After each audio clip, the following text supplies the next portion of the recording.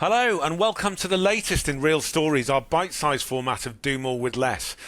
As you know, we twin our monthly Do More with Less interviews with marketing leaders with shorter, punchier sessions that highlight more on-the-ground real stories of individuals fighting to work out how to do more with less. Today, I'm delighted to be talking to Cylindo CMO Jennifer Rasmussen, and I will be upfront from the start and very transparent. Jennifer is this conversation is the first time we've had an Orbital X client on the series, and and also I'm more than happy to put out there one of my favourite clients. So we can start there. I'm truly not getting paid for this, so no. Well, neither am I. So look, Jen, the reason we wanted you on is twofold. One is because you came into a job at a company that needed your expertise, but probably there wasn't a CMO position at Cylindo before.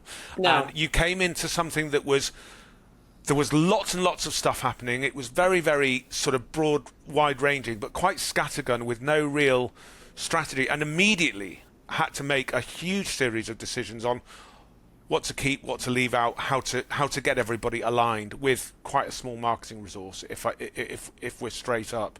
And Yep. the other reason we'll touch on later is just because of the sort of platform you're selling to customers and the omnichannel nature of it, with its kind of press button once and feel the impact everywhere. It really speaks to a do more with less culture.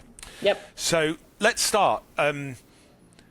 What have been your reflections? You started in the summer, I think it was June or July. What have you been reflections on the job and the size of the marketing task since you joined as CMO? Yeah, thank you. Thanks for having me. I'm really excited to be here. I joined July 1st, so it's almost been 3 months. It feels like longer, and I think that's a good thing. I just really kind of dove in head first. But yeah, when I came on board, the size of the marketing task became it was very immediately clear to me. Cylindo is sort of in the middle of a carve out, kind of from its parent company, which from a marketing perspective meant building the brand, building a demand gen engine, building our reporting foundation almost from scratch. I mean, from an operational perspective, really building from the ground up. We didn't really have anything in place. But at the same time, we have very aggressive pipeline and bookings, growth goals. So the reflection for me has been both this is a challenge and an opportunity for us. We certainly do not have the luxury of excess. So every campaign, every dollar, every single investment of time, energy, effort, every process, I need to be able to tie back directly to pipeline contribution and ultimately growth for the business. But that clarity and understanding what the marketing task was for me is very energizing. So let's talk a little bit about the resource in a minute, but are you used to that, where every single campaign has to count for something, where there's no room for kind of experiments that didn't necessarily work that you can report on later? Are you used to a situation where, because as you've gone in, I can't believe it's only 3 months, but you came in at the speed of sound. We haven't really stopped running, which has been exhilarating, but there has been this clear, I think it's something we sort of jumped on with you. There has been this very, very clear metric that absolutely every activity has to lead to a number of MQLs, right? So is that something you're used to? Certainly. I mean, I would say that the marketing function has shifted over the last several years to be less like chief marketing officer, more chief market officer. And as a result of that, and kind of understanding the industry and really being the driver of go-to-market strategies in the marketing function, I think that we're starting to carry a bag. Like marketing carries a bag, just like sales carries a bag. You've got a quota, you've got to be able to tie ROI to marketing. And I think that shift has happened in the last 10 years. Before that, it was just like, you get a marketing budget and you do some cool things and you... It's actually pretty cool, I think. Yeah. Like it makes sense in terms of it makes so much positive sense in terms of the influence you carry, because like you said, just like sales, you've got a number hanging over you. It makes sense in terms of the kind of conversations you have access to and you get involved with. But it also makes you feel, I don't know what it was like to not have that, but there must have been a lack of purpose, really, or a lack of urgency. Where does the urgency come from if you're not gunning for targets, I guess? Yeah, I mean, I think there's always been marketing targets. I just think they were sort of softer metrics, Yeah. open rates, page views, sort of more like brand awareness sort of metrics versus hard numbers. And I think that as corporations look for more money, like when they look for more profit, they start to look at marketing and how much money is being spent in marketing, and often in SaaS, B2B SaaS, it's millions of dollars. Yeah. So when you have that, you still have to start from a business perspective showing ROI. And so in order to do that, you really have to tie yourself to a target. So I am used to it. I would say in a smaller org where the resources are thinner, there's less room for misses. I'm very much a fail fast, like try things, let's get scrappy, let's get creative. But there's a lot more room for that when you have a lot larger budget. When you have a smaller budget, you're playing with a smaller budget. So if you mess up here, you don't have as much room to do something else. So I've always had that sort of data driven or revenue or pipeline driven. I would say at Cylindo, where our resources are a lot leaner, it seems a lot more hyper focused. So when you talk about a leaner and a thinner, lack of excess, all those terms you've thrown in so far, we are talking about a general sense of marketing needing to cope with a do more with less direction. How are you doing? Can you explain or describe the environment in which you work and how it's impacted by kind of a finite resource budgets? It hasn't reflected in a reduction of the size of your mission. So what's the personal adjustment been for you in terms of trying to figure that out? Because you sort of came in, like I said, you came into it very fast and haven't really missed a beat. It feels like you've been it feels like the plan was already set and all you had to do was switch it on. But what sort of personal adjustments have you had to make in terms of figuring out how to optimize as hard as possible? Yeah, I would say me personally, in comparing, Cylindo to previous roles, it has been an adjustment. So I'll just take, I've always kind of been in that 100 million revenue ARR space from a B2B SaaS perspective. So I'll just take my last company. I was at a company called Amplify. I had a much larger team. I had a much larger budget, and I had an established set of systems and tech in place. It was mature. We were just sort of optimizing at that point.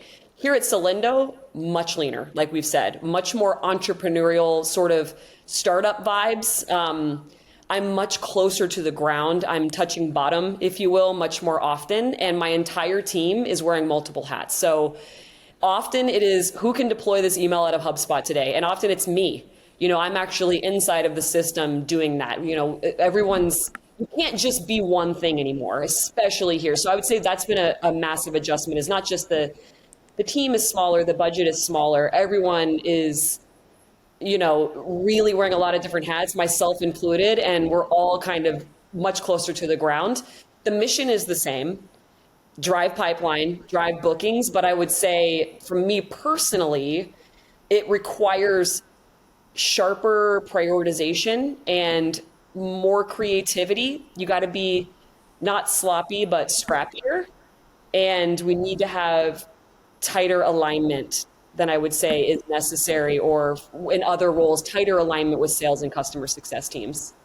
Now, you weren't a CMO before, but the size of organizations you've worked with before potentially made you feel like you were in bigger jobs. Now you're a chief marketing officer, but you've described being closer to the ground and often being on the hook for the email that needs to come out of HubSpot that day. How does it make you feel? Like you went looking because you were in a very, very comfortable position before. Right. You went looking for a role where you could get out of your comfort zone. You landed in furniture, real 3D visualization platform for furniture retail, right?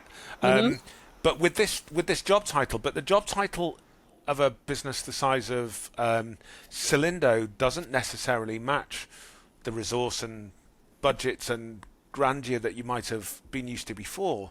So do you feel like you've had your eyes open to the fact that you're a CMO doesn't actually suddenly you're working more practically and doing more delivery and execution, like being a practitioner again. Is that weird to you? Oh no, I love it. I mean, I'll say my career, me personally, maybe other CMOs feel differently, but I started marketing ops, so deploying emails out of Eloqua and Marketo and Pardot even, lead scoring, lead flow, lead management. It's like where I touch bottom. It's where I started. It's where I came from. Yeah. So that to me has been fun. I don't think I don't want to do it all the time. I just think I should be, I got to keep the vision and kind of the 30,000 foot view and how we're going to market, is always center.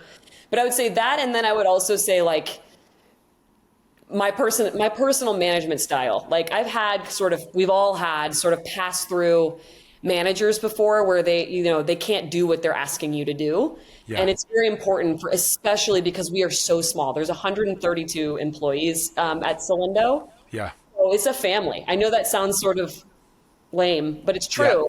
Yeah. Yeah. So I care about my team more, like it feels more family oriented than corporate. So there's nothing I'm going to ask anyone on my team to do that I wouldn't do or know how to do. So from that and it's not about pride, is it? It's not about sort of swallowing pride. It's more about having the respect. Yeah. Yeah. I mean, when you're smaller like that, I feel like you can more clearly articulate to the whole group, whether it's just marketing or throughout, like this is our mission as a company. This is where we're going.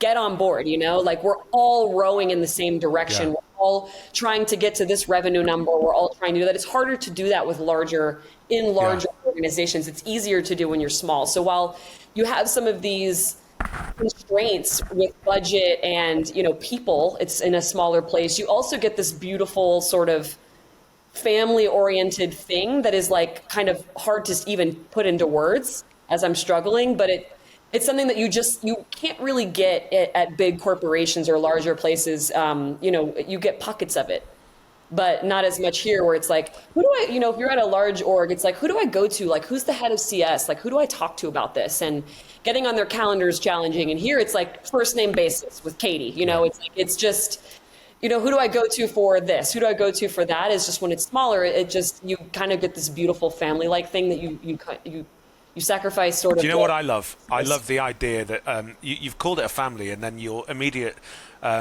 jump in was, does that sound lame? Because everybody who's, anyone, certainly on a job description, if you call your company a family, people tend to get the ick now, right? Yeah, right.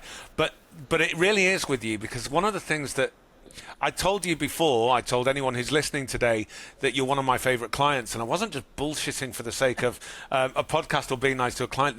One of the reasons is you are like family. So in the same way as I know in my family, in my household today, there's going to be 100% love 100% of the time, but there's going to be like 60% of the time we're going to be at each other's throats, or there's going to be niggles or annoyances.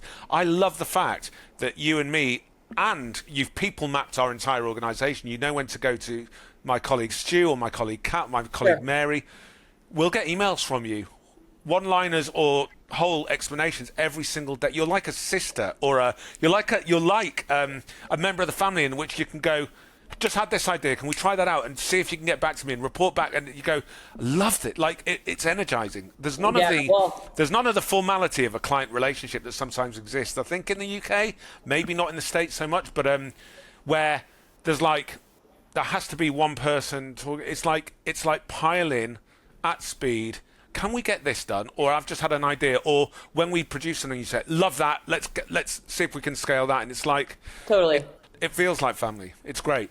Oh, love to hear that. I know I'm tough, but well, you said that from the start. I don't have a lot of resource. We keep saying that's what makes it great. That kind of that push every single day. Okay. We'd rather be pushed than bored, Jen. So in a sense, we've talked about your adjustment, and we've talked about the last 10 years and how things have probably tightened towards needing those more commercial sort of approach to each day. Do you think the skills, personality traits, maybe level of experience, of marketing has changed. Like, we talk about having to do more with less. We also talk about AI. We also talk about the economy across the world, really, and every market is somewhat challenged by uncertainty and disruption, not just from tech now, but from kind of regulation points of view, political and economic, socio points of view. Sure. Do you think the skills of marketing have changed? I find, for example, I need even my youngest colleagues, and it's on me to make this happen, to feel like leaders. I really need them to be the people that are going to trust in themselves and trust that we'll keep them safe if they get it wrong, but they're going to lean in and be leaders. I need kind of an openness that doesn't exist everywhere these days. I think when I was young, not just in work, but everywhere, there was a sense of the biggest piece of the puzzle is critical thinking, which means that I'm quite happy to be wrong if somebody can change my mind and convince me. Whereas now, I think the whole world is based in this kind of radical entrenchment of their view, and if you prove them wrong, they just get entrenched even further. So I want leadership, I want openness, and I kind of want sort of I want enthusiasm and a flexibility, but none of those are marketing skills. That's just what I happen to want in marketers. Do you think the skills of marketing have evolved or changed, or are they still very much the same toolkit as when we all started, do you think? No, definitely not. I think the skill set has evolved. I think that's how it's changed. I think it's no longer enough to just be good at one thing. It's no Yes. longer enough to just be a great storyteller or a great campaign planner. You know, it's no longer. Yeah. Yeah, I think today's market requires some of those skills that you just talked about. I think it requires, for my team, it requires an analytical rigor. Every activity needs to be connected to outcomes. They don't always have to be pipeline growth and growing the business, but if not that, then their KPIs tied to things that would indicate that those are going in the right direction. Yeah. So you absolutely have to have an analytical mindset and rigor to be good in marketing. It doesn't matter what function or role in marketing you're playing. I think absolutely needs to be sort of operational mindset, even for the creatives. I think you need to build scalable processes. So, maybe you think somebody like a graphic designer in a more creative role would be less operationally mind framed, but you start thinking about how can we templatize Canva? How can we templatize these things? I think you have to be able always be thinking about how to scale processes. It doesn't matter what your function is. You can't just be a writer. You have to be able to operationalize that. I would say the last one that comes to mind, and probably my favorite, is you absolutely must be curious. Like, you have to be curious about the product, curious about the ICP, the problems we're solving, how they consume content. You have to be curious about learning. It doesn't, in my case in here at Cylindo, it's, I need you to be open to hopping into HubSpot. I need you to be open to new things and being curious. I'm not saying that you need to be working 70% outside of what your core job is, but you need to be curious and open-minded, I think, is one of the things you said. So while you said that they're not really marketing traits or things that you want for your team, I think that they are marketing traits. I think we can expect that now, and I think that the skill set has certainly evolved. And to your point earlier about an element of rigor and a kind of tied to outcomes, I remember in my last job as marketing director, it was a surprising thing for my team to adopt. I think it was good for them and they enjoyed it, but one of the things that I put in place is don't ever go and create a new campaign without forecasting what you're going to get out of it. So forecasting either revenue or leads. I want to know that there's a number attached to it. And they were like, well, how do we forecast? We've never forecast before. I said, well, without the forecast, nobody's going to listen. Like, CFO hasn't got time to listen to you. But don't forget, this business has reforecast 4 times this year. So even the salespeople that are drilled to forecast don't always get it right. I just want to know that you've put a number and some thought behind it. And then every single time we hit a number for each campaign, somebody somewhere is going to add 10% onto the same campaign next year. So just get into the habit of putting an outcome by it. And I think that's changing as well. Yes, 100%. Or prove me wrong. There are certainly some marketing tactics that I don't think you can necessarily tie back. So you just have to come up with, change my, in this case, this is a branding play, or this trade show is very expensive, but all of our competitors are there. It would look bad for our brand to not be there. I think that there's cases, there's, edge cases for things like that. But generally speaking, yeah. How do you know if you're halfway through the quarter or halfway through the half or, whatever you're looking at, if you're doing well? You can't wait until the end of the quarter to say we missed the goal. You need to be able, and you might, but at least you've tried and you've worked towards a goal, and you've have reporting that you can manage to and change. And so I think 100% I agree with you. You have to be able, because it also drives focus, right? Like, am I spending my Monday through Friday doing things for the business that are going to end up where we want to be? And if you're not, and you can't tie a metric to it, maybe you shouldn't be focused on that. Maybe you should be spending your time elsewhere. Listen, we'll come to Cylindo in a minute, but I want to ask you about last week on this podcast. We spoke to a woman called Lauren Hawker-Zaffer, who is one of the principal thinkers in marketing and business around AI. She's been on the AI beat and running award-winning sort of educational podcasts on AI for 2 or 3 years now. What's your take on how technology is? What are you doing to embrace technology while still finding ways to be essential as a human being? Because rightly or wrongly, there's a conversation about the opportunity of AI and how we use AI and how all the stuff it can do. But rightly or wrongly, there's also a conversation we can't seem to get past, which is, are our roles and responsibilities and jobs at risk? What do you and your team do to sort of lean into technology and yet sort of find ways to make yourselves essential? Yeah, I do not believe that AI is taking our jobs away. I don't think they're going anywhere from a marketing perspective. But our jobs are changing because of AI. I think it's changing the way that we work. It's taking work off of our plates. Of course, content generation. That's the number one most obvious. I'm not saying anything profound there.